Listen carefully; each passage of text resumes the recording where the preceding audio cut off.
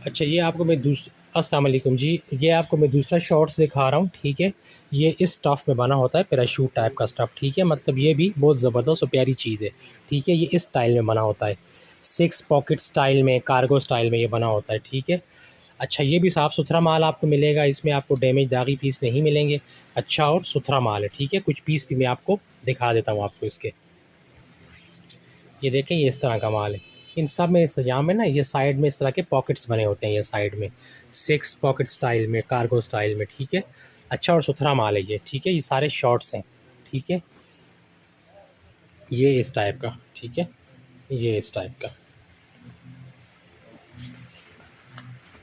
ये देखें।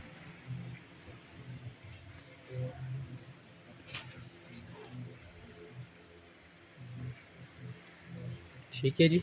बाकी पेमेंट हमारी एडवांस होती है। कम से कम आपको इसके 100 पीस लेने होंगे, 100 पीस से कम नहीं मिलेंगे। बिल्टी आप जहाँ बोलेंगे इंशाल्लाह मैं आपको भिजवा दूँगा। अच्छा और साफ़ सुथरा माल, डैमेज और दागी पीस आपको नहीं मिलेगा इसमें, ठीक है। ये स्पोर्ट्स में भी इस्तेमाल कर सकते हैं आप इसको, आम रूटीन में भी आप इसको इस्तेमाल कर सकते हैं, ठीक है। तो इनमें साइड में पॉकेट्स वगैरह बने होते हैं, ठीक है।